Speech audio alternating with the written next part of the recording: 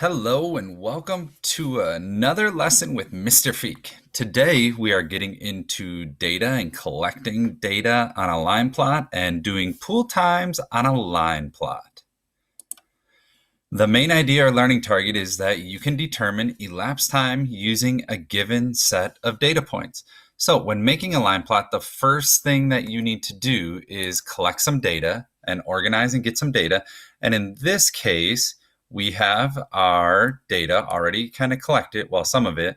Then we just have to organize it so that we can put it on a line plot. So it said, the school choir is planning their annual swim pool fundraiser where they all sell tickets for a party at a nearby pool. Last year, Ben kept track of how long people stayed in the pool. He began to calculate each person's total time and plotted the first 5 times on the line plot, but he hasn't finished yet. So it says, fill in the rest of the values in the last column of the chart. So he collected everybody's time and he started comparing how many or how long people stayed in the pool, and he did it to 1/4 of an hour. So knowing that, we need to make all of our fractional times to the 1/4 of an hour. So 2 to 3, well, that's pretty simple. That would be 1 hour. 2:09 to 3:39, well, that would be 1 hour and 30 minutes, which would be 1.5 hours. 3:10 to 4:45, well, 3:10 to 4:10 would be 1 hour. 45 minutes would be 3/4 of an hour. And then you just keep going down in order. 2:45 to 5, well, 2:45, 3:45, 4:45. That's 2 hours and 15 minutes. So that'd be 2 1/4. And then you just keep doing that for the rest. That would 2:55 to 3:55. That would be 1 hour. And then you do it for the rest. And in this case, I already completed the rest here. And then what we need to do is we need to go, and the next question is complete the line plot Ben started using the data from the chart. So he already completed the first five for us. So then we need to go back and complete. So he did 1, 2, 3, 4, 5. And I just like to put checks or something. So I know that I've already checked them off. But if we go, then we have 1/2 and 3/4. So let's check 1/2 and another one at 3/4. And then we go back and we have, so we did half, 1, 2, 3, 4, 5, 1/2. Oh, it's 1 3/4. So did I do 1 3/4 or did I do, I did 3/4. I better go back and erase that one. It's 1 3/4. 1 3/4. All right, glad I caught my mistake. All right, so then we did that, 1 3/4, and we have 2.5, 1.5, and 1.5. So 2.5, 2.5, and then 1.5, and 1.5. All right. And then we have 1 and 1.5. So 1 and 1.5. Then we're going to go to the next column and we'll start at the top and we'll do 1, 1.5, and 1 3/4. So 1, 1.5, and 1 3/4. Okay, and then we have 2 1/4, 1, and 1 1/4. So 2 1/4, 1, 1, and 1 1/4. And then we have 2, 1.5, and 1 1/4. So 2, 1.5, and 1 1/4. And then we have 1 3/4, 1.5, and 1 1/4. So 1 3/4, 1.5, and 1 1/4. All right, so now what I'm going to do is I'm going to go back and I'm just going to check each of these is 2. So 2, 4, 6, 8, 10, 12, 14, 16. 18, 20, 22, 24. So I should have 24 x's on my line plot, hopefully. 1, 2, 3, 4, 5, 6, 7, 12, 13, 14, 15, 16, 17, 18, 19, 20, 21, 22, 23, 24. All right, so perfect. So now that I know I have all my data plotted, let's go look below at what the question is. It says, calculate the total amount of time spent in the pool by the first 5 children. Well, now we know that he already plotted the first 5 children, so those would be the black X's that are already plotted. So we have 3/4 2 times, so 3/4. That if I add those together, remember whenever you're adding fractions, you have to have a common denominator. So 3/4 plus 6/4, or 3/4 plus 3/4 would be 6/4. Kind of already gave you the answer there.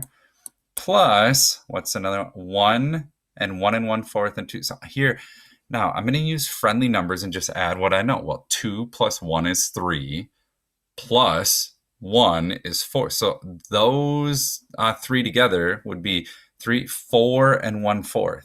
So it would be 4 and 1/4. Now, we have a common denominator, so we can add them together. Our whole number is 4, so we end up with 4. 6/4 plus 1/4 is 7/4. Now, we ended up with an improper fraction because our numerator is greater than our denominator. So if I change that, I can get another hour out of there. That would be 5. And then if I take 4 out of 7, I would end up with 3/4 hours. So the total time the first 5 kids spent in the pool is 5 3/4 hours. Okay. And when we're looking at our line plot, there are 3 things that every line plot needs. It should have a title, which in this case, it's swimming pool times, and it should have both axes should be labeled. In this case, what is each X telling us? Well, each X, or going up, tells us the number of children. So each X represents 1 child. Then what are the numbers on the bottom telling us? Well, that's what this axis tells us, the hours spent in the pool. So this child spent half an hour in the pool, okay? And a line plot is a horizontal, which means left to right. Remember, vertical is up and down, horizontal is left to right. A horizontal number line that uses markings, in this case X's, to show data points above their values on a number line, okay? So now let's go look at the following. So circle and label the minimum, okay? I'm just gonna zoom out a little here so I can, okay, circle and label the minimum and maximum amount of time spent in the pool. So some people might look and they say, oh, the minimum is 0, but we don't have an X there. No kid spent a 0 amount of time in the pool. So our lowest is actually a half. So what is our minimum? Our minimum or least amount of time someone spent in the pool was a half an hour. What is the maximum? Well, again, we're looking for one that has a data point above it, not 3, because no child spent 3 hours in the pool. The most a child spent in the pool was 2.5 hours. Okay, so that's our minimum and maximum. So now it says determine the range or the difference. Ooh, difference. You should think right away. Difference. Oh, whenever I hear difference, light bulb should go on thinking, ooh, subtraction between the greatest and the least. Well, greatest and least is just another way of saying maximum and minimum. So we already found the maximum and minimum. So what is the difference? We're just subtracting. What's 2.5 minus a half? Well, the difference or range in our data is 2 hours. And then it says find the mode. And we're going to get into range and mode a little bit in tomorrow's lesson and looking a little more at those vocabulary terms. This is kind of more of an introductory to these vocabulary words, and we'll touch on them a little more in tomorrow's lesson. Find the mode or the value that appears most often. The mode means most, okay?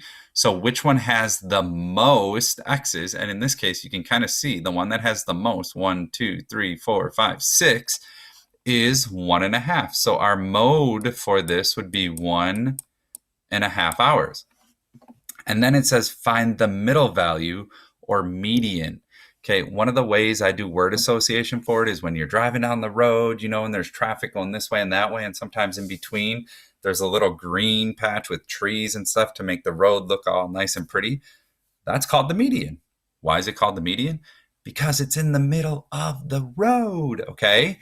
And there can only be one middle. So you have to find the middle value of it. So in this case, we have 24 data points. So half of 24 is 12. So I need to find where the 12 ones meet. So that's 1, 4, 5, 6, 7, 8, 9, 10, 11. So this is 11. 1, 2, 3, 4, 5, 6, 7, 8, 9, 10, 11. So actually these two right here, or another way you can do it is you could just simply start by crossing out 1, 2, 3 of the smallest, 1, 2, 3 of the largest, 1, 2, 3, 1, 2, 3. Okay, and then you go that one, and then you go that one, that one, that one, that one, and that one, that one, that one, and okay. You just start out crossing off the smallest, largest, and you can alternate until you find the median or middle set. And in this case, it's 1.5. So the median number or the middle set of our data is 1.5. You can only have one middle.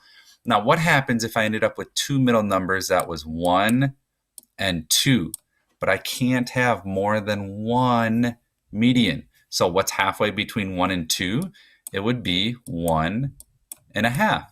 And this is just kind of an introductory to line plots, collecting, organizing data, and the range, median, and mode. And we'll touch on that a little more in tomorrow's lesson. Thank you for joining us, and go make it a great day, boys and